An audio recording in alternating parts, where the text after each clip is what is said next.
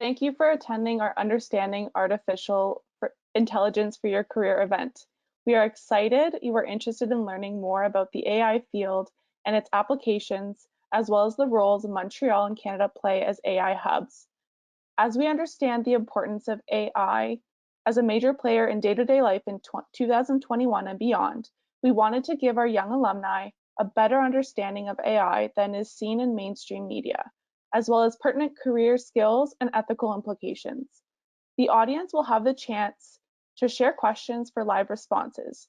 If questions come up during the presentation, please drop them in the Q&A box and we will try to answer most of them during the fireside chat later this evening. As a brief introduction, the McGill Young Alumni Board aims to connect alumni within 10 years of graduation in McGill University to build a diverse and international network and provide professional and personal opportunities to McGill's young alumni. Since the beginning of the pandemic, we have organized over 13 virtual events to support, guide, and motivate recent graduates and alumni during these difficult times. We welcome you to connect with us on LinkedIn, Instagram, Facebook, and Twitter. We have several exciting events planned throughout the year, and the information can be found on our social media platforms. For today's event, we have 3 industry leaders who will share firsthand experiences and advice regarding their career journey thus far and the impact AI has played. Our first speaker is Johnny Duval, BSc in 2011, product manager in the artificial intelligence / machine learning at Amazon Web Services. Our second speaker is Ikram Masheri, BA in 2016, who is a business analyst at McKinsey & Company. And our last speaker is Julian Serbin, CEO and CTO at Corbett AI. Then the fireside chat portion of this evening will be hosted by Abdel Mazer Shefi, Bachelor of Engineering in 2014. Abdel is the president at McGill Young Alumni Board, founder and partner at Quantum Lead, and co-founder at Upstarted. First up, please welcome Johnny Duval. Over to you, Johnny. Amazing. Thanks, Catherine, for the introduction. Thanks, everyone. Extremely happy to be with you today. I'll spend a few minutes here to talk a little bit about myself and my path in my career and what the AI how AI has contributed to my path. So I'm currently actually a product manager focusing on the AI and ML technology at Amazon. I work more specifically in Amazon Web Services, which is its cloud business. So my work is to make AI real. So we have a few AWS services that are very specific to AI, like forecasting and personalized and other such services. And my role is to make sure that I build end-to-end products that could be easily put into production, so into the hands of customers, of consumers. So how did I get there? So I graduated McGill in 2011. I graduated with a major in biochemistry from McGill. As you can see, really different, right?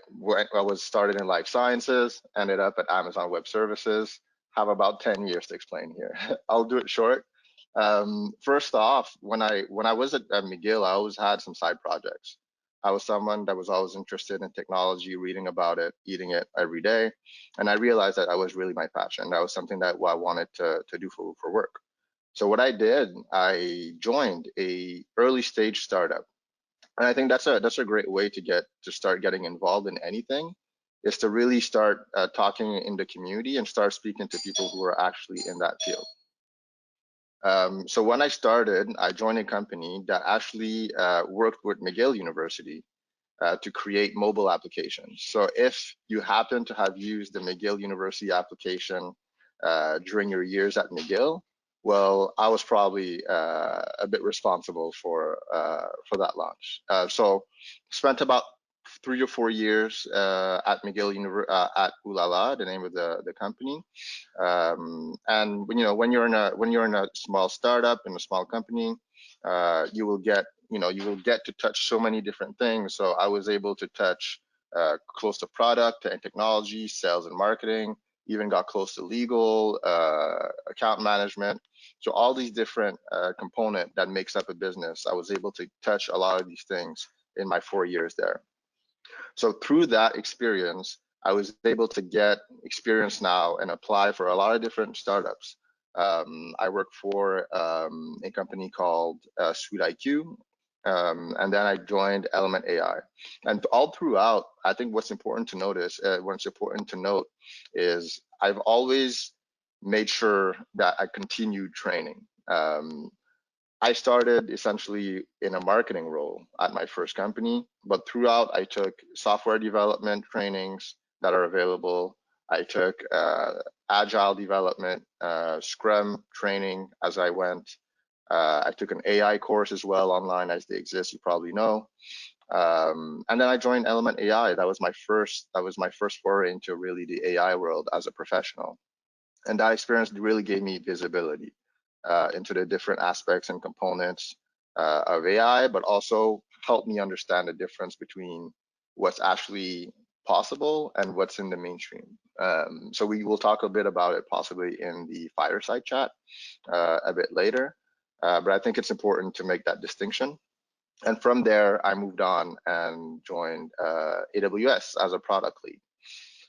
So my role again, you probably hear a lot about AI these days. There are multiple reasons why, but my role essentially is to make it possible, and it's only starting. If you think that probably you've been hearing about AI for 5, 6, 7, 8 years, even though it's been around for about 30 years, you're now starting to see it come into the mainstream, but we're still very early. So if you're on this call, you probably have interest in artificial intelligence, and you might think, oh, I'm late, or I don't have the qualifications to get into it. It's still very early. There's still a lot of work to do. So there's definitely opportunities to start jumping in, and if you have that interest, to get involved. That was pretty much it. I'll pass now the mic to Ikram, and looking forward to the chat a bit later.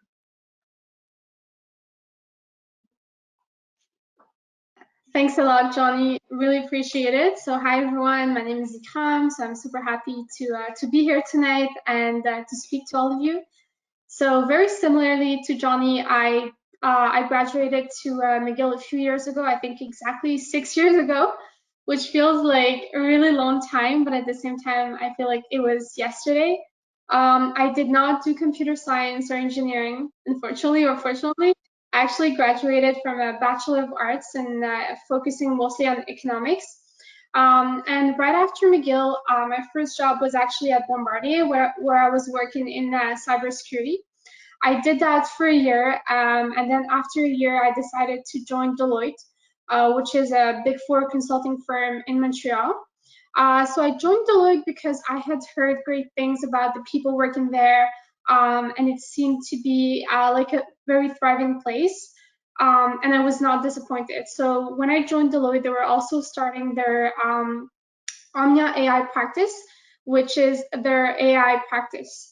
So right at that time, I went to see the partner in charge of that practice, and I said, hey, I'm super interested, but I don't know how to code, and I literally have no background in computer science, but I was really good in math.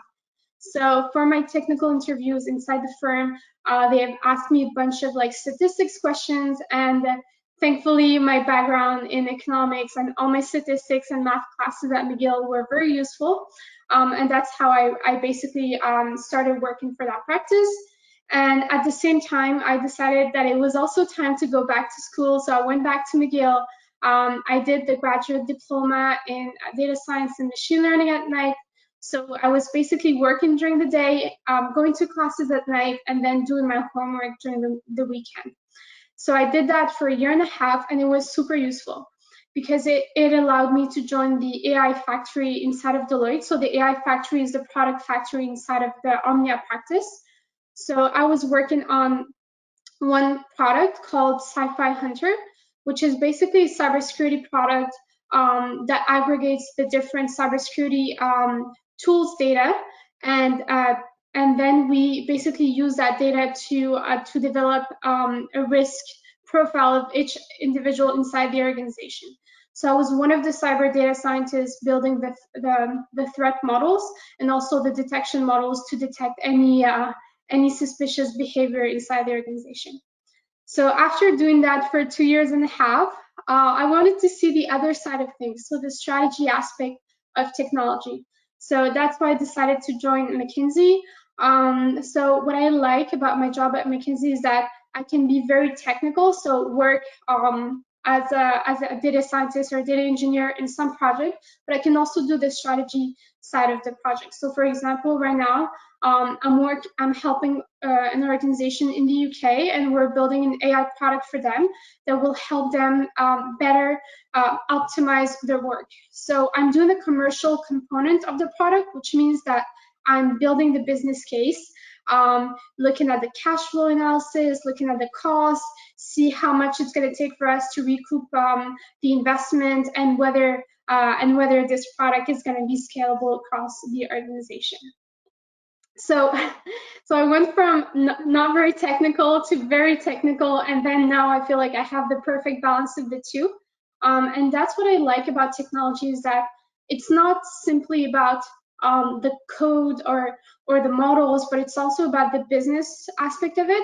And the fact that I had that technical background, I feel gives me very strong understanding of how we can scale it, how we can monetize it, and how it can be useful to our client and our partners as well. Hi everyone, my name is Julian. I was invited here by Abdal and Catherine. Thank you for inviting me. It's a pleasure to be part of this fireside chat together with Ikram and Johnny. So I am the founder and CEO of Corbett Technologies, of Corbett AI. And just to give you sort of the high level picture about Corbett, we are a mission-driven startup that's developing the future of online education. We are building a personalized learning platform that's powered by an artificially intelligent tutor, which can personalize the curriculum for every student, engage them through problem-solving activities and project-based learning. So we're creating a completely new way of doing learning online that's powered by AI. Today, anyone can go and study there. You can go to www.corbett.ai and you can sign up today and you can actually learn AI with the AI. So if anyone out there is interested in learning AI or data science or related technical fields, I encourage you to go to corbett.ai and sign up today. To take a step back maybe and tell you a little bit about myself in a couple of minutes. So I co-founded Corbett 3 years ago with two other founders. And I learned a lot in this process. I learned how to build a real world AI system, how to take sort of an idea on paper and turn it into a real world product. We still have very far to go, of course, but it was a great learning experience. And of course, what you hear about in the media or what you learn in school is not the same thing as what it is to build a real world product and put it in the hands of users. And there's also, of course, a big difference between sort of a product like ours that's being used by tens of thousands of students versus a more analytical solution like the type that you might build at Deloitte or other places where it's more about analytics and decision making. So those are very different applications of AI, both very important in my opinion, but they also require different skills, different approaches. And so for me, it's been a great learning experience to build my own startup. And I would encourage, people who have, the ambition and spirit to try to build a startup, to try to do it and take a chance, even if you have a lot to learn. Before I did the startup and co-founded it with my co-founders, I completed my PhD at the Mila Research Lab here in Montreal. I spent about 5 years researching, studying different machine learning techniques related to dialogue systems, natural language processing, and personal assistance. Spent a lot of time building, deep learning neural networks, recurrent neural networks, reinforcement learning systems. At the end of my PhD, we had put together a team of about 15 researchers, and we built what was called a MilaBot chatbot that could entertain people. And it was kind of a huge success with, I think, almost 10,000 people, interacting with it in total. So I got a lot of experience during my PhD to build real-world AI projects, AI systems. And I carried a lot of that into the startup. So of course, that's, doing a PhD in AI can be a springboard towards doing a startup. Before I did my PhD, I did a master's in machine learning and AI. So you can see I came from a very technical background. And before that, I'm originally from Denmark. I did my bachelor's, my undergrad in theoretical mathematics and statistics. So I come from a very, mathematical, scientific engineering perspective, having taken the very tough technical road into the field. And, the last few years of my life have been learning the other side of it, which is to build, a real world use case and make it work for people, not just make a theory that works on paper, but a real world product that can actually help people impact their lives and create some value for them. So that's in a nutshell my background, which I guess we, Johnny and Ikram and me all have different backgrounds, and you get to ask questions later about this. Happy to talk more about it. So with that, I'll finish off, and I'd like to invite everyone else to come back and continue the discussion together. Fantastic. My apologies. I Thank should you. have passed the mic to you, Julian, instead of passing it back to Johnny. Rookie mistake. All good. All No good. problem. Well, look, thank you all so much for the introduction. To our audience, now is the time we're going to jump into questions that our esteemed panelists are going to have a chance to address. We already have questions that have been coming in, but you have the chance to continue posting questions, and we'll try to get to as many as we can. So I want to start off with what may seem like a basic question, but I know it can get quite complex based on your understanding, and would love each of you to answer this, starting off with Johnny. How do you define artificial intelligence? Sure. I think artificial intelligence is an umbrella term. I think Julian touched on it. There are a lot of disciplines under artificial intelligence. I think when people hear artificial intelligence, they might think of one thing, one experience that they've had. There's so many different experiences that AI can bring, and I think it's kind of it's hard to kind of pinpoint experiences in your life that you can say is like general AI, right? There's many different types, and what I would say AI for me is it's a computer science discipline. So it's a computer science discipline that dreams or that aims to mimic human intelligence. We're still in the early parts.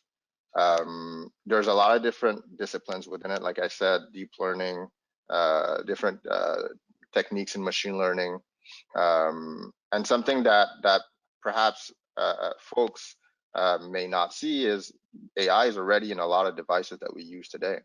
There are some things that mimic human interactions that perhaps we don't see, and that you interact with every day. If you're on Netflix, there's a personalization engine behind it. If you're on Google, also a personalization engine. A lot of businesses will use forecast services to manage their inventory or to manage their costs or capacity planning. So there are a lot of different applications of it. AI is a very umbrella term. I think as you dig deeper into the discipline, you start seeing declination of different applications. That's how I see it. It's very an umbrella term for a multidisciplinary subject, I would say. Great. Julian, would you like to go next? Sure. So I agree with Johnny to a large extent. It is an umbrella term that's kind of swung around, and lots of companies are using it or abusing the words in certain contexts. To me, if I could sort of put it in one sentence, I would say AI is sort of a human-made technology with a capacity to make intelligent decisions, usually with some aspect of learning from some data. So I think one of the things that Johnny said earlier was that it has to mimic humans. It can, but it doesn't necessarily have to. It can also, as long as it's intelligent and learning to optimize or take some actions with a purpose, I think I would call it AI. Bro, how would you? Yeah, sure. I totally agree with the definitions given by Julian and Johnny to a large extent. I think as AI, as we commonly use it nowadays, it's basically the ability to use data to make informed decision making. I think that's like, we're like at that stage of AI, at least nowadays. I think probably the next stage, or like in the next few years, is going to be able, it's basically building autonomous algorithms that can predict the future or stuff like that. But the way that we use it today, it's basically using data to optimize decision making. Thank you, Ikram. The next question is to help contextualize for our audience why we're discussing AI. And so the question that I'd like to pose is, why is artificial intelligence considered to be a revolutionary technology? We can just have one person answer this. Whoever would like to take a crack at it, please go ahead. If not, I'll just pick. I can go. Great. I can speak to why today. Why is it happening, and why is it revolutionary and happening now, and it couldn't happen before? AI has been around for years, for 30, 40 years in research. These are methods that have been around for a long time. The reason why today we're able to have it in the mainstream and it's been more talked about is there are a few trends that are converging. Number one is the availability of data. So we all have devices that are now capturing a lot of data. If you think of your smartphone, you use your smartphone every day. Your laptop, there are sensors in cars. You got IoT devices. So a lot of things now are capturing data that before wasn't there. So there's a huge peak of data being captured every year that's making data more available. Second thing is around computing power. So we've probably all heard of Moore's law. It's getting cheaper and cheaper to get more and more computing power in the hands of smaller devices. So our devices are getting more powerful. It's able to crunch more data every day, every year. There's a lot of innovation that happens there that's making it now able to crunch the amount of data that is currently available today. And the third thing is innovations in deep learning. While it's been around for a long time, there are some breakthroughs that happened in the past few years, and we all kind of know Yoshua Bengio in Montreal being one of the innovators in that field. There are a few others. So there's that convergence of all these trends that's making it revolutionary and couldn't have happened in the past, and will only accelerate with time. If I can add one point to that, is basically cloud technology. I know you've mentioned you mentioned computing power, but cloud technology and the fact that we're able to store huge amounts of data and that we're able to retrieve that data in a very short amount of time is a game changer. Because before we had to stock everything in servers, and then when you were fetching that data, you had to wait probably hours before you had access to your databases. So I think that the fact, with the emergence of cloud superpowers like Microsoft Azure or GCP or AWS, we're able to use all the learnings that we had in statistics and mathematics and econometrics, and then optimize them using computer science. Yeah, I think what Ikram is talking about is the commoditization of these tools, of cloud computing, but also of the libraries like Python and PyTorch and these kinds of things that anyone can now just download for free and use. There's just so many more tools. Like the cost to building your first AI model, can be literally, $0. You can do it tomorrow if you want. Thank you all for that. And I also love, based on your respective experience, you bring in a different vantage point to the questions that our audience is asking. So we definitely appreciate all of you contributing over there. This question is one that's been posed by our audience in multiple ways, and it talks a lot about skills and jobs. We've had some audience members list questions like what kind of jobs are most at threat, what kind of industries are going to be disrupted the most by AI. But we want to flip this and ask our panelists, and would love all of you to address this question, is because of AI and its potential implications on industry and the changes it's going to introduce, what skills do you believe are the most necessary now for individuals to have successful careers? Oh, it looks like we lost Julian. Hopefully he'll join again soon. But for the time being, we can start off perhaps with you this time, Ikram. Sure, yeah, thank you. I think the first skill is tech literacy. So being able to understand tech, speak it, knowing what are the different components, knowing, for example, what is a server, what is cloud computing, what is an algorithm. So being able to understand these terms is becoming basically a basic skill. So that's number one. Second, I think being tech savvy, so being able to use different tools. So let's say you work as an analyst, or I don't know, like as an accountant. So even though you're not necessarily working in an engineering or data science type of role, you still have to interact with that technology. So being able to learn it very quickly and adapt to it. I think going back to your original question, which was which jobs are going to be lost because of tech, I think that's maybe not the right way to say it, but the right question would be actually which jobs will be affected by technology, and I think all of them. So it's very important that we become very adaptable and that we quickly learn this new technology.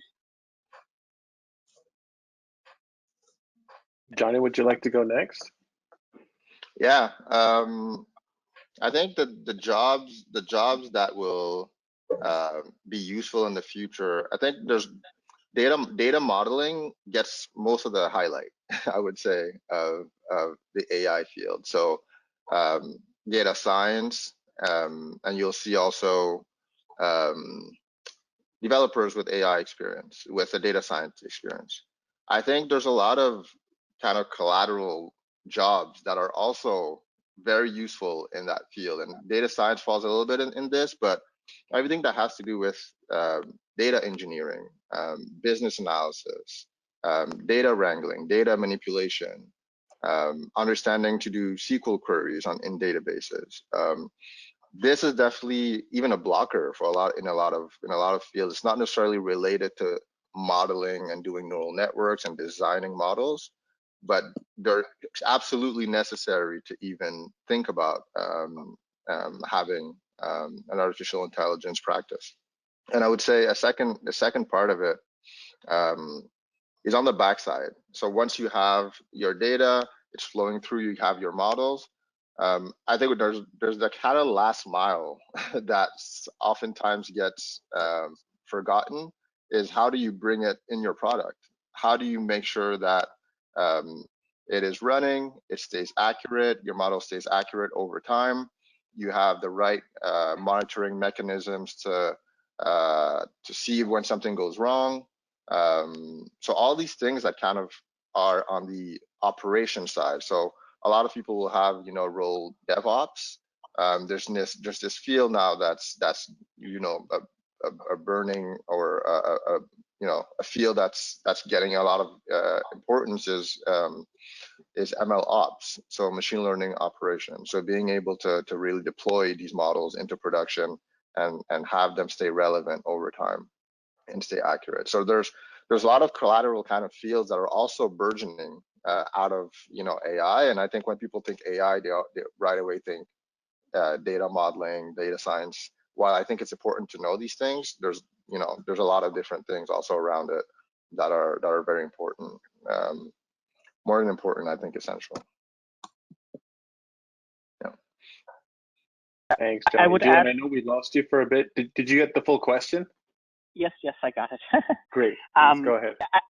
I would just add two things. So I agree with what Johnny and Ikram said. Like these are all important areas. But in my mind, I like to think about two broad categories. One is computational literacy, the ability to understand and create computational algorithms, computational systems, and a lot of the engineering we do and DevOps and these kinds of things fall under what I call computational literacy. And once you have acquired, a sufficient level here, you can go to any new piece of software, you know, you can't pick it up right away, but with time and effort, you will understand it and be able to manipulate it. And the other big category I would call statistical literacy, the ability to understand statistics, statistical distributions, hypothesis testing, t-tests, and this kind of stuff. It's where you reason about uncertainty, right? Not there's a probability for everything, and if you're able to reason like this, then you can build, you know, advanced models, and you can reason about users, you know, intelligent actions that you can take for, you know, different people in different contexts. Thank you, Julian. We're getting questions, understandably, around your responses, which obviously focus a lot around tech literacy, computational literacy, a lot of technical concepts and technical skills. What about non-technical skills and non-technical fields? What our audience wants to know is how will AI affect those fields? Like we're talking about art, people perhaps with arts backgrounds. How is AI already affecting them, and how will those skills interact and you know, engage with these fields as they grow? I'm so happy that you asked, because I feel like the guys are getting very technical talking about ML engineers, because the reality is that most organizations don't need ML engineers, and if they do, they probably need 1 or 2 and not like 100 people, right? I'm going to answer your question by saying that yes, their jobs are going to be affected, and that the jobs that are going to be lost are basically the non-value add admin work that you do. So for example, right now in organizations, you're going to see a lot of companies having people that are basically just translating one type of data into another type. So these kind of jobs, so the analyst type of jobs, are going to disappear, but they're going to be replaced by more value added work. So what we're seeing in the field right now is that we're seeing a lot of new roles such as translator. So a translator is someone with usually a business or arts background that's going to be able to translate the technology into business value. So that's one role that we're seeing. We're seeing a lot of functional analysts. So functional analysts are basically people that are going to be able to say, this is the business need, and this is how it translates into a feature into the product. So people who are really good at communicating, who understand tech, who have strong presentation skills, that can speak business and tech and reconcile the two together. So I think these jobs are what we see, what the previous admin's jobs are being converted to. But I'm probably forgetting a lot of different jobs, so probably my colleagues have other ideas.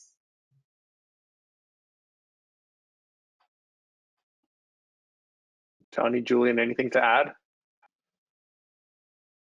I just wanted to say, I agree with you, Krem. Like the non-technical skills, like being able to communicate, present ideas clearly, concisely, being able to find a middle point between stakeholders, being able to identify a customer's problem.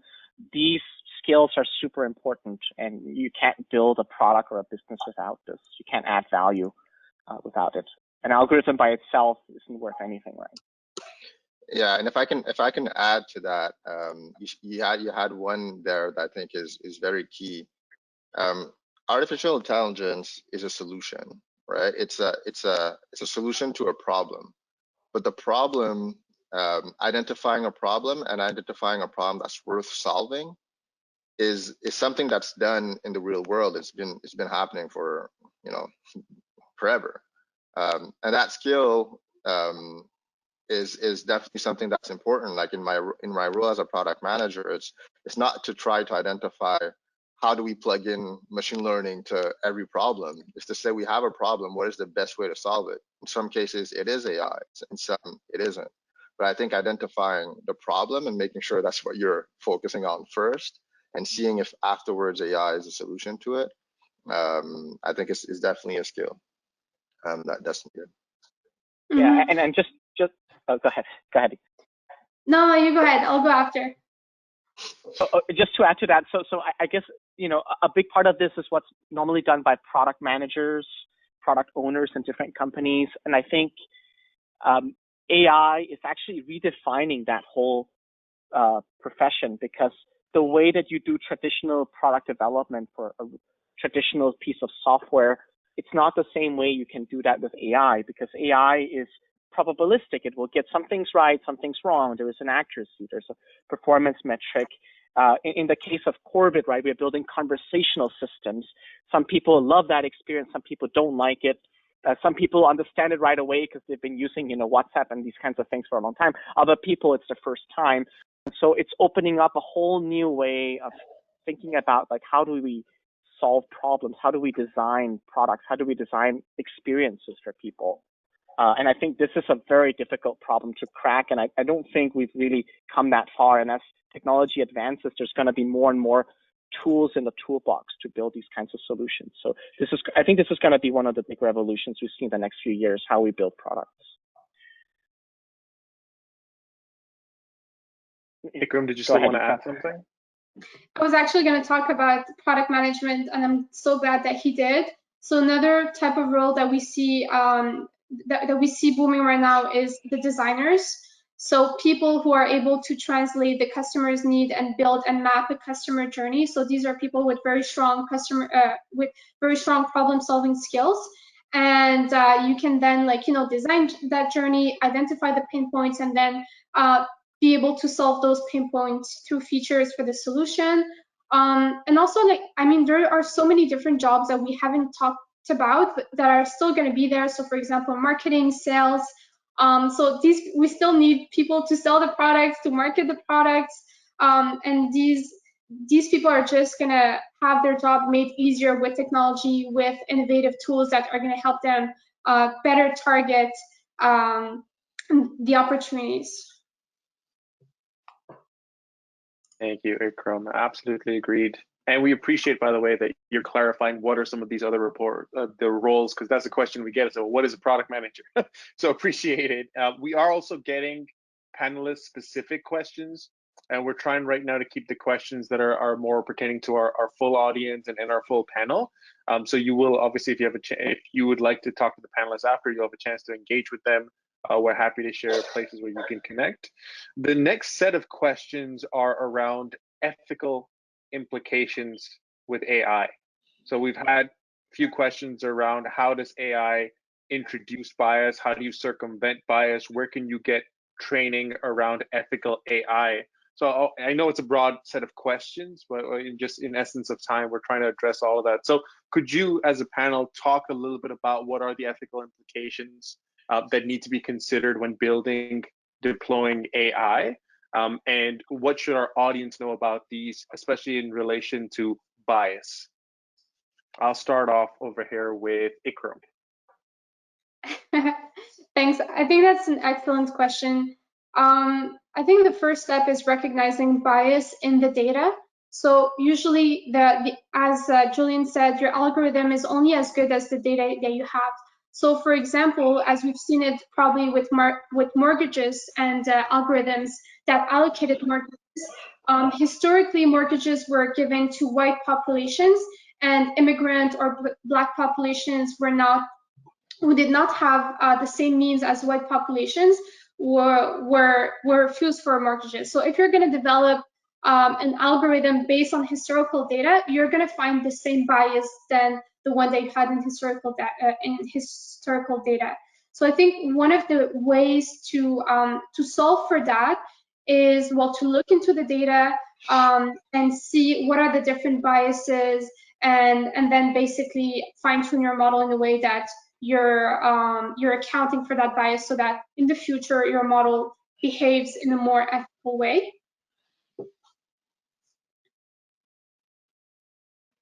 Yeah, I think if I can add to that, I think yes, data is important, but you touched on it a little bit, Ikram. It's model tuning, right?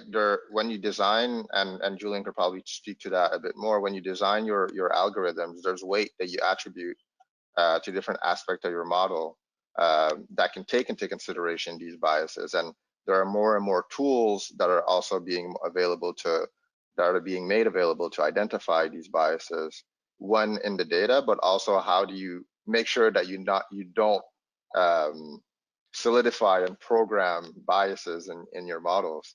I think an ethical field is definitely important. there's a lot of advocacy groups that are doing really important work in that field, in computer vision, in time series data. A lot of great opportunities, and I would say another aspect is, I know there's a propensity to try and aim for perfection, but I think there's something that will change over time. I think with like anything new, there are some rules that are put in place that will take into consideration all of the biases and the blind spots that we currently have. But as it evolves, we'll have even more. When cars were invented, there was no rear view mirrors, there was no flashers, there was no seat belt, right? And we had a certain view of the world that made it that over time these things were added and new rules were put in place, speed limits afterwards, drinking, driving. That these are things that cars have been around for 150 years now, and we're still adding new rules. So I just want to make sure to understand that's understood that it's new technology. It won't be perfect. It'll evolve over time. We'll understand a bit more about it as we go. But to think that it needs to be 100% perfect, I think it's a fool's goal, and I think we have to put that also into consideration. Yeah, just to follow up here. So I agree with Johnny. Like, of course, any new technology will have pros and cons, and definitely bias is something that will be inherent in almost any data set you work with because of the way it was collected and the way you're using it. There are ways to inspect models, to analyze data, to tweak them, to improve it. And so there's actually active research in identifying data and making them less biased. But that's, again, a human definition of what bias means. So maybe those humans who did that are themselves biased. But one thing I want to point out is something that's, one of the things that few people think about is the feedback loop that happens in a lot of these systems. I'll just give you one example that maybe many of you have heard of, but haven't thought so much about a bias. There's something called sort of news bubbles today, where when you go on Facebook, right, Facebook is learning what you like to read. It's looking at what are you reading in your timeline, and it's learning what you like to read, and then it's adapting according to that. So at some point, you're only getting the kind of news you like to read. You're not getting news from sources you don't like, right? And so suddenly you are living in your own bubble, and maybe your friends and your family are living in the same bubble. And so this algorithm has created this self-reinforcing loop, right? And that can create massive polarization. And it's something that wasn't even intentional. The algorithm is just doing what it's supposed to, serving you news you like to read. It just happens that when you put it with humans, it creates that loop. And I think that's something that's very, very dangerous, and something we have to be very careful as a society about. And something we don't think about every day, because it's not in a data set, it's in how the model is deployed in practice.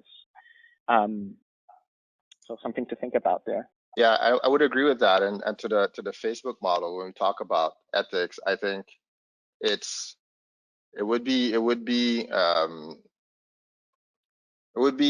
a good idea for companies to self-regulate. What happens with these companies, let's say like Facebook, like Julian said, as an example, the incentives are just not aligned for proper regulations. In the case of Facebook, I can't speak to all AI systems and companies, but polarization brings eyeballs, and they have an ad business model. So it kind of like polarization fuels. It wasn't on purpose, but it was by design to a certain point.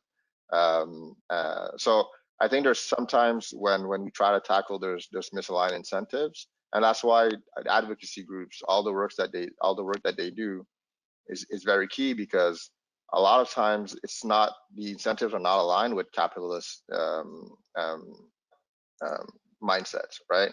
If you think of now that we have the ADA, the disability groups that are advocating for websites to have, the right merge tags and to have everything described and to have the right number of, the right contrast on pages. That would not have been, something that the corporation would take into account, because it's not doesn't align with capitalistic views. So I think it's important to also think that advocacy groups and this misalignment of incentives doesn't help the situation in a lot of cases. Yeah, I completely agree with Johnny. And here, like, if these incentives aren't there, it doesn't matter if we have the methods and the tools to avoid bias. The companies won't do it because the return on investment is negative. Like, they're going to lose money on it. So I think here it's up to policymakers and it's up to common people to, step up and let their voice be heard. And I will say it's always been like that. It's always been this way. And I'll use the car example again. It's not at car makers' advantage to start spending money on rear view mirrors. It's not. So obviously there's safety concerns and things like that, but I think like Julian said, it's going to be the voice of the users that are going to matter in this case. There is some great work being done by the Montreal AI Ethics Institute and a few other organizations. I know my nonprofit has worked with them, also started by fellow McGill grads. So please take a look. I know we are getting more questions around this topic, so please do take a look at some of their work. We're almost out of time, and there are still a few questions and a few topics that we want to dive into. So perhaps we can try to run through these quickly. The first is around Montreal and Canada's position in the global AI ecosystem. What the audience is curious to know is, how is Montreal attracting good AI talent, and what is the best place for them to get started if they are trying to get involved within the AI ecosystem? What's the best place to start, say either in Montreal, or if they're not based in the city, another location in Canada? So perhaps if you just have a quick answer for this, maybe we can start off with Johnny this time. Sure. Why is Montreal a good AI hub? I would say, first off, talent. Universities, where we have a lot of good universities in Montreal that are breeding that talent and have been for quite a few years. I would say number one. Number two, I think governments have recognized AI as a strategic investment and have started putting funding behind a lot of their initiative on the federal and on the provincial levels. And I think it's only going to accelerate. And the reason why is around climate change. Quebec being powered mostly by hydroelectricity with Hydro-Québec, Montreal being obviously in Quebec, there's a lot of now attention brought by Amazon and Google to establish themselves in Montreal to reach their green goals in 2030. So you've seen a lot of news of these big organizations coming to Montreal, and as you know, training models and doing inference with models is very computer heavy and can contribute to a lot of emissions. So it's only going to accelerate in my mind in Montreal. And also labor, the cost of labor, I would say. Yeah.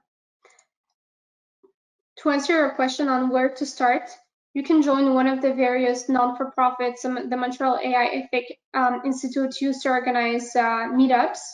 I know that personally when I started, I was also attending a few meetups. If you look at the website, I think it's a social website meetup. There's various AI groups in Montreal that organize conferences, and you're quickly going to find like-minded people who are there to discuss their passion for AI. You can also apply into one of the companies that are hiring remote workers and are looking for AI expertise. So for example, I know that Facebook has launched a huge remote work campaign in Canada. So with COVID, cities like Montreal have an unfair advantage, which is that the labor is cheap for big organizations like Facebook, Google, or Amazon. And with people and organizations going partially or fully remote, it's cheaper for them to hire someone from Montreal than someone from San Francisco. And it's also harder for them to retain talent in those large cities because it's super expensive and people don't want to go work for a big company, even if the work is interesting, if they have to give half of their paycheck for rent. So there's a lot happening right now. I would strongly recommend starting with social media, meetups, and maybe classes, night classes at McGill. I know I did that and it was super useful. I found I made great friends throughout that program and I'm still in touch with them today.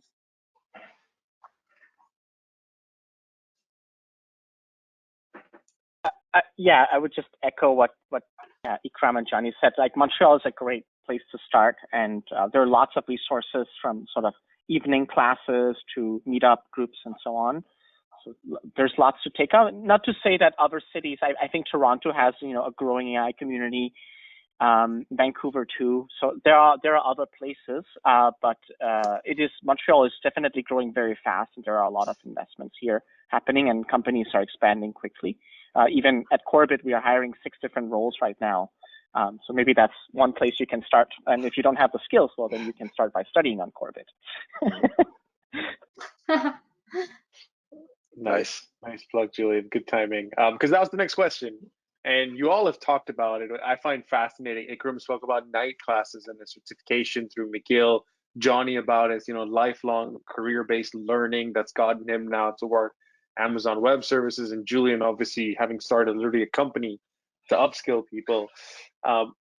What's the best place to start to learn about AI and machine learning and to acquire practical skills to be placed in some of these growing jobs? So you've already touched on that. I'd love to, again, just to summarize it for the audience. This time, perhaps we can start with Julian. What's the best place to learn, Julian, and why is it Corbett?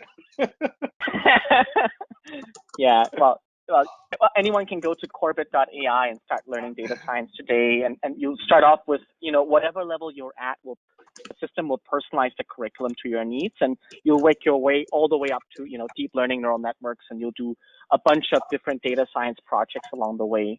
So I would, of course, that's one way. Evening classes at McGill are great. There are some courses on Coursera, Udacity, and other places that are also great resources. I think what's important is to get a combination of sort of the theory and the ideas and practical experience.